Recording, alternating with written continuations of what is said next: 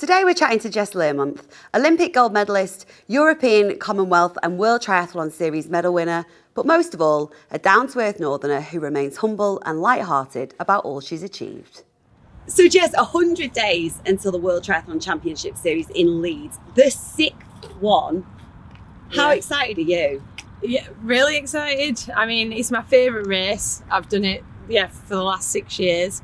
And I've pretty much done this every time, like 100 days, 50 days. And it just goes so quick, so won't be long till it's around the corner. But thankfully, we should have better weather by then, in 100 days' time. It'll be nice and sunny. And fingers crossed, although it is England, so you can never be 100% sure. That's true. But seeing that last year was the hottest World Series on the circuit was Leeds. Wow, really? And obviously we have like really hot places, but And you were one of the hottest in the competition. 2nd place last year, am I right in thinking that? Yeah. Is it 1st place this year? Well, that'd be nice. I think Leeds has been, it's always my favourite. I've for some reason, I know why, because of the home crowd. I seem to do a bit better, so. I was going to say that actually, because being in Leeds, that must be so special for you. Oh, definitely. Sometimes I feel a bit bad for the other athletes. Like last year I was running with Kingma. She's a Dutch athlete, and literally we're just running around, it's just everyone shouting my name, and I think, oh, poor Kingma, but I thought that, and then she sprinted past me and won. I was going to say, it didn't impact her that much, did it? To be fair. Maybe this year you need people not to shout your name, and then you could just run past. Yeah. Like, shh, guys, God. Please. Yeah. But how special is that? Because it does mean for you that people that you know and love can actually come and watch you compete in the sport that you love. Yes, certainly, because we spend the whole time, flying to Japan and America and all over the place. So your parents can only do so much and come from so many places. So it's nice, like my grandparents and the young kids can come and watch me, and people just of Leeds that can come and support me. It's so nice. And I kind of like, obviously I've grown up around here, and I did one of my first ever triathlons at Roundy Park. So it's kind of just like a nice full circle, really. Fond memories, isn't it? You mentioned Japan there. Does Tokyo feel like forever ago now? Yeah, definitely. I feel like it was so long ago, and I've kind of moved on and not forgotten about it, but it seems so long ago now. I thought you were going to say, I'm over that. Yeah, so boring. That gold medal. But what was that experience like? Because you were there at a really weird time in the world. Yeah, it's funny because it's really sad. So people like my partner John, he had a lot of time off work. He took a sabbatical to join me, and then obviously COVID hit. So then I went on my own, and obviously your parents couldn't come, no one could come. But when you're there, you just felt really happy that you were there, because it was it was quite likely that it might get cancelled. So I don't know, you were grateful then. But then you look back now and think, oh, what a shame that, they couldn't be there. But at the time you weren't bothered, because you were just happy to be there. And and also, did it bond you all together as athletes? What was that like? Because I remember watching and listening and thinking, this must be so weird for them, how different it is to what their expectations were of this event. But did it bring you together, the fact that you were almost isolated from the rest of the world? And in terms of British triathlon as well, we were even more isolated because we wanted to be. We were like out of the athlete village, so we didn't even go into the athletes village. We just kind of stayed out of it, and because we were out of it, they kind of saw us as potential threat, because we were outside of the controlled zone. So we were like literally go to the venue, back to the hotel, venue, and nowhere else. We weren't even allowed. We were a stone throw away, like 800 metres from the hotel to the venue, and we had to get in the car and go. They wouldn't allow us to walk the streets, so it was quite, it was really weird. So we were just getting in the car and then driving a few metres down the road, getting out with all the bikes, and that especially that would be weird for people like me, but for triathletes who are used to being physical, it's like you're literally putting me in a car for about a minute to go down the road. It was so strange. But do you feel like, now you say it almost feels like you've forgotten about it?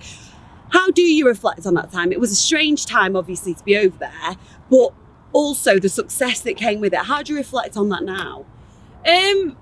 it's definitely sunk in a little bit. Like before, so many people would say, "Oh, how does it feel to be Olympic gold medalist?" I think, I don't know.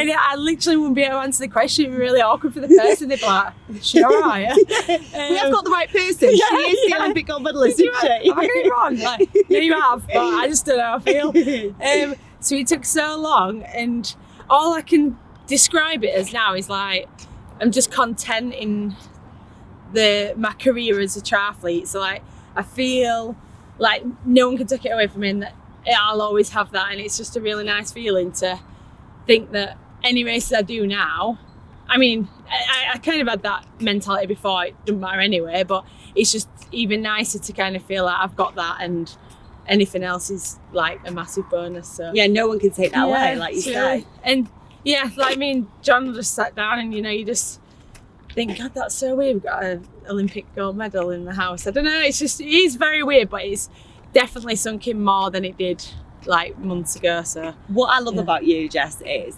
that we were having a look at your gold medal before we started doing this, and we were like, where'd you keep it? You're like, anywhere. Don't really know. And I feel like that's credit to you and how humble you are. Do you thank almost your northern roots and your network for that? Yeah, and probably my upbringing. Like, my parents were really laid back and never like pushy, or like I've got a sister, and they're just proud of me and her as humans, sort of thing. So I've never been like brought up in that way. So I don't know, I just think that it's their upbringing that's helped me be, stopped you being the right big head, really. That's and why we love you. But it's just not, I don't know, I just don't really like to be like that. I don't know. It's just it's a really wonderful combination, and it's actually quite inspiring that you are able to compete at such a high level but remain so humble. Where did you find your love for triathlon, and where did you get your motivation? Because it is so intense, your training. Yeah, it is. It's weird because my dad actually did triathlon in the 80s, and he was like part of the group that set the first triathlon group up in Yorkshire, so there was like hardly anything in the time. It was weird because I was a swimmer, and I never even thought about triathlon until literally I was in my early 20s, and I just did it as anybody else does, just a challenge, and thought I was getting a bit fat, and I thought, God, I better do something about it. And then I just got the bug, and I don't know, it's weird because you have to be really dedicated and obsessive a bit, but when you love it, it's so easy. I know that sounds mad, but I don't find it that hard to motivate myself to do it because I just really enjoy it. What does a typical day in Jessica Learmonth's life look like? Always swimming in the morning. Gotta get the swim done, because if it's anything later than the morning, I'm not motivated to do it. That's one thing I do struggle with, swimming. So always a morning swim, usually a run around Beeston, nice. Middleton Park, which is actually quite nice. Yeah. Like they've turned it into a Leeds urban bike park, so it's like a bit like Dalby Forest. So I have a little run around there, and then usually I have a bike session, or I go out on the bike, and a bit of gym sometimes. That's about it. John, your partner, you're really close knit, aren't you, together? Yeah. Do you do a lot of training together with each other? We did before the Olympics, but not now, because he's back at the gas board. He's a gas engineer, so he works full time, and when he's on his day off, we'll do what he fancies, or we'll go out on the bike or go for a run.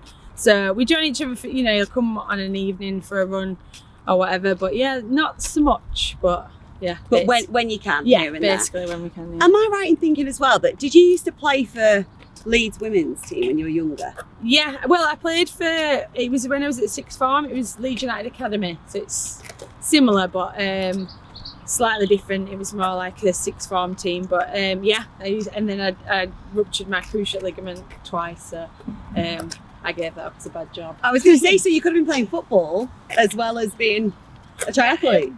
Potentially. I did really enjoy football. That's one thing I probably would do if I didn't do triathlon. I just loved it, but oh God, can't be doing knee surgery anymore. I just can't. You're over that. Yeah, that's why triathlon's so good for me, because it's all forward.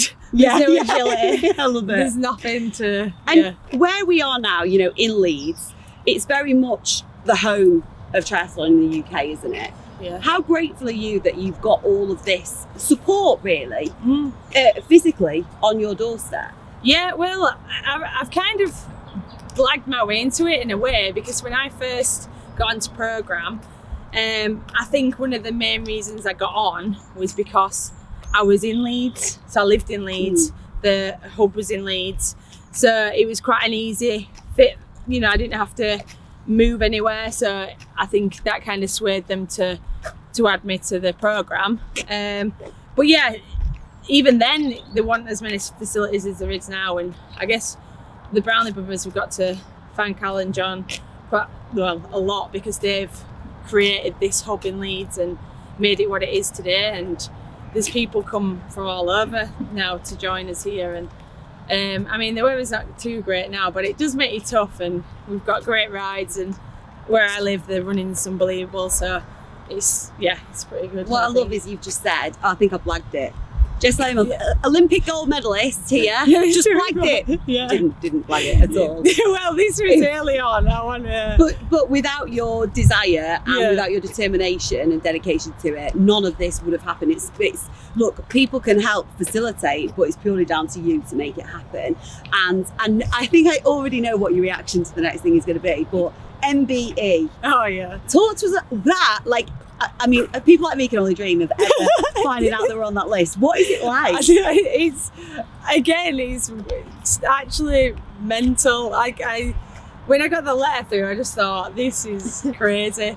But I mean, it's so lovely, because I was only saying to John last night, I get, you know, on Instagram you get like messages from people, and you get them quite often, and I guess I don't always sit and think, God, that's so lovely, you know, like, you inspire people to do triathlon. So a woman messaged me yesterday just saying, like, she'd never even heard of triathlon, watched the Olympics, and then took it up and is loving it, and just thank you for showing. And I just think, it's so nice that if you can help anyone get into the sport, you feel like you've done a good job, if you know what I mean. And I found so much in sport that I think without sport I don't know what I'd do, because like academically I wasn't very good, and I never had any sort of ambition as to what career I'd want to do. So I'm so lucky that I've found a career in sport and been able to kind of find my way. And if I could help anybody else do that means a lot. Am I right in thinking you were working at Sainsbury's when you first started training? Yeah. What was that like, juggling both? Oh, it was so hard. I remember going to my first European Cup in Quatera, I think it was, and I swam once a week because it was the only time I could swim on my day off. And I remember just getting hammered and just thinking, oh my God, I can't do this, you know. But then I kind of persevered for a while, and then I was able to go full time, and then I just started to improve. So it was worth it, but it was hard work. I was absolutely shot. I can most of the imagine. time, yeah. How do you become a pro? How do you get to do it full time? Because I imagine it's a pretty difficult path to tread, really. Yeah, again, I was very lucky. I had a coach, Ray Butters, and he was really supportive, and he had a friend that helped sponsor me, and I was able to go full time just before, probably about 6 months before I got on programme, because obviously once you're on programme you're funded. But if it wasn't for Doug, I wouldn't probably be here today, which is quite mad to think about, but he just helped me like quit my job and give me that chance to train full time, and pretty much just changed my life. So that's incredible, isn't it? Yeah. The generosity and kindness, and you know, the ability of people to see something in you that they want to support. And it helps, because then you're never gonna not try your best when people put that sort of effort and time into you. So that helps as well for motivation. But yeah, for somebody to do that for you is, I don't know how I can thank it. You know what I mean? Well, I kind of feel like you've repaid it. Look at everything you've achieved. Yeah. They'll be sitting there going, yep.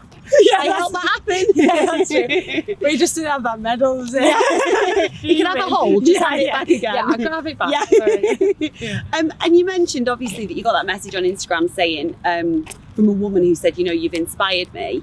How important is it for you to be a positive role model to, well, not even just women and girls, just people in general, that actually, if you put your mind to it, you can achieve it? Because there was no silver spoon for you. You've done it yourself. Yeah, and it means so much, and I think that's what I don't know, it does motivate you as well, because getting people into the sport is what we kind of want, and I got inspired by people, and I've kind of created a life in sport, and as kids especially, I think it keeps you out of trouble when you're young. It teaches you, you know, discipline, time management. You meet loads of friends. So I think sport is like the best thing you can do if you're a kid. And if we can inspire kids to do running separately or triathlon or whatever it is, I think it's worthwhile doing. So yeah, it means a lot to me to inspire kids. It's wonderful that it's kind of had a ripple effect far beyond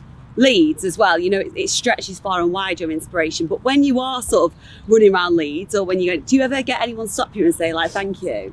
Yeah, it's not that often. Certainly after the Olympics, we did.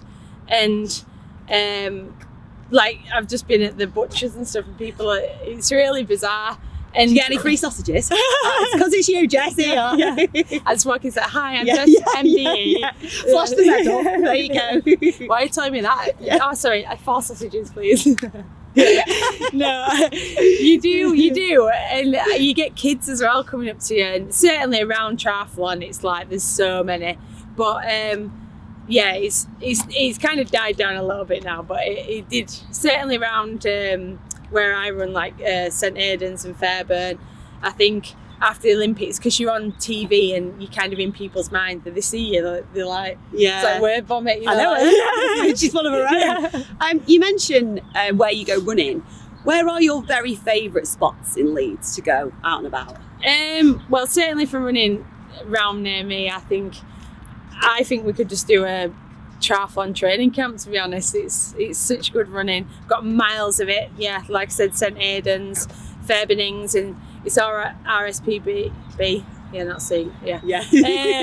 And they look after it, and it's really nice. And then riding wise, yeah, God, we've got loads all around here. The Dales. I go out to Home Moss, like Huddersfield Way, which is a bit random. It's not Leeds, but yeah, but there's plenty of nice places over there as well. Yeah, loads. Yeah. And then Beeston, like I said, love it. Lovely. Yes. Yeah. So there's loads of places. And obviously there's plenty of good food in Yorkshire, and I can't help but eat it. And I wonder, for someone like you, how on earth do you restrain yourself? I kind of don't really. I mean, I do within reason, but me and John like going out for meals. We're into all the good restaurants in Leeds. Like, there's so many independent restaurants now. So we just love trying those. Like last night, we went out for a pub meal. So I kind of, it's all in moderation, you know. So we kind of struggle with yeah. Well, at least if you go out for the meal, they only give you so much. Yeah, unless you go for a carvery, all you can eat. Then that's where I'm stuck. Then you're screwed. Yeah. But what would be your like go-to pub lunch then? What would Jess Learmonth eat? Burgers quite often, and pizza is probably my downfall. She is human. She's a human being. I love a good burger, and yeah, pizza, we're quite into that, and that's probably my main thing. We go to Waterlane Boathouse quite a bit, you know. Nice. It's just right chilled. Me and John are into like craft beers and stuff, so we like going for a few of those. So yeah. And do you have a sweet tooth at all? A little bit. Yeah, probably more like cakey cakes and stuff like that, and scones, I said to you before. Oh yeah, thanks for saving me one of them. Yeah, I told you now though. Yeah, I know where I'm going after this. Cheers, Jess. But for you as well, I guess, because you burn so many calories doing your training, even though you maybe have to watch what you eat in terms of it has to be quite healthy most of the time, I imagine you have to have quite calorie dense food as well. A bit. You'd be probably shocked at how much I actually do eat. Really? Yeah. Unfortunately, your body gets used to the exercise. It's really depressing. Like when you first start, when you've had a break, you're just starving and your body's like needing food. But after a while, your body just gets used to like the amount you do and just thinks, oh yeah, I can just do it off like hardly anything. So then, yeah, it's really difficult. But you don't want to stop eating. Yeah.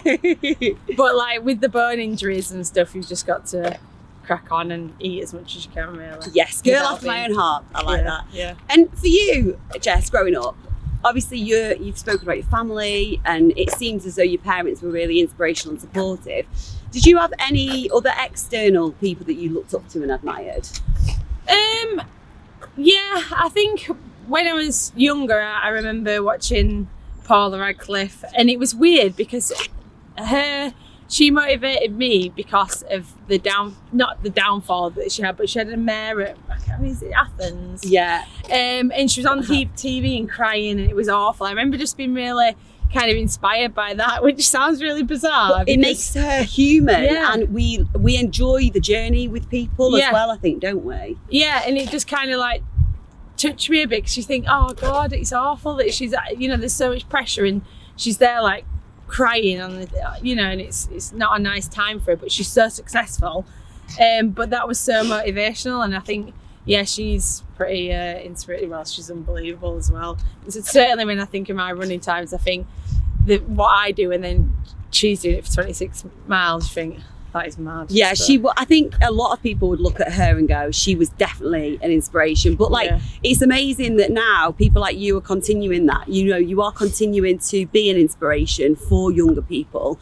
What are your hopes? Are your hopes that triathlon just keeps getting bigger and bigger, that more eyes are on it and that it just continues to expand? Yeah, pretty much. That's the plan, I guess. It's expanded so much since I've even been in the sport, and also because it's such a new sport, it's so equal. Like the women and the men, it gets the same sort of coverage, same money, and it's so good that it's kind of growing up that way. So they don't have any hurdles to overcome certainly for female athletes.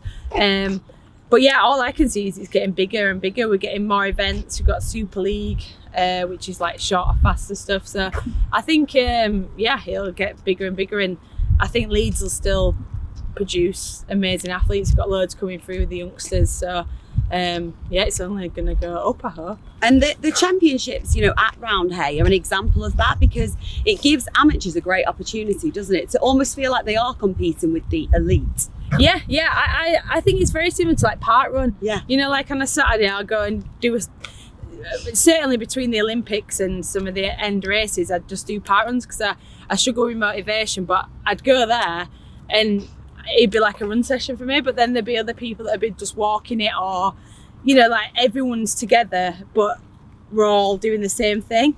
And I think Leeds will be like that. There's so many different distances. There'll be the kids, there'll be elites, there'll be age groupers, so it's like a perfect opportunity for everybody to get in. Absolutely. And it's quite a safe race as well because of the lake, so the swims, it's going to be quite flat and not that wavy, so I think it's perfect. And for anyone who hasn't been and hasn't experienced it, just describe what the atmosphere is like. It's incredible. Yeah, I mean, even last year when they were only sold a certain amount of tickets, it was like you couldn't even hear yourself. I think that's why it helps. You can't hear yourself breathe, and you don't know how hard you're trying. But in the past years, honestly, in town and stuff, it's just unbelievable.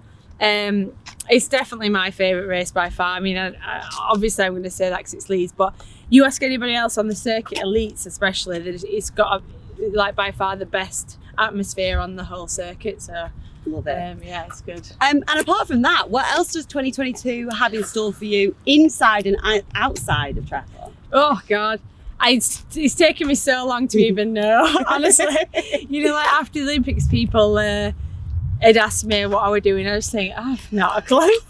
And going home, and having a kit for that. Certainly because of my age as well. People are like, "Oh, so you're retiring then?" Like you're having kids. You're like, oh God, no, I don't know. And Nothing like pressure, is yeah, there? I know. You just think, should I don't know. But yeah, I think for me, I've kind of figured up until Leeds and hopefully Commonwealth, because I have to podium in Leeds and Yokohama to go to the Commonwealth. So that's the kind of short-term plan. Other than that, yeah, I don't have a clue. Hey, that keeps it exciting, Jess. That's what I say. That's not bad, is it? And I guess Birmingham, hopefully it'll be as good as Leeds. Yeah, fingers crossed. Know, yeah. And just finally, Jess, what advice would you give to anyone watching this who would like to be a triathlete, but they don't really know where to start? I think just, first of all, just get involved and enter one. That's always helps, because it helps with motivation. And then if it were me, I like to do everything. I don't know if this is, the advice that triathlon clubs would want you to give, but I think just doing things separately, like just join a running club, or if you're not at that standard, obviously you could just start running, but and then go with cyclists and swimmers. So, just keep it all separate and kind of learn each one. But yeah, just give it first. All I think is just get one entered, and it'll motivate you to get involved. And then once you've done one, I'm pretty certain people will just get the bug. Love it. Yeah. Thank you, Jess. Thank you so much. Well, keep eating the burgers and the pizza for us, and enjoy Leeds. Best of luck. Thank you, Jess. Thank you. Thanks.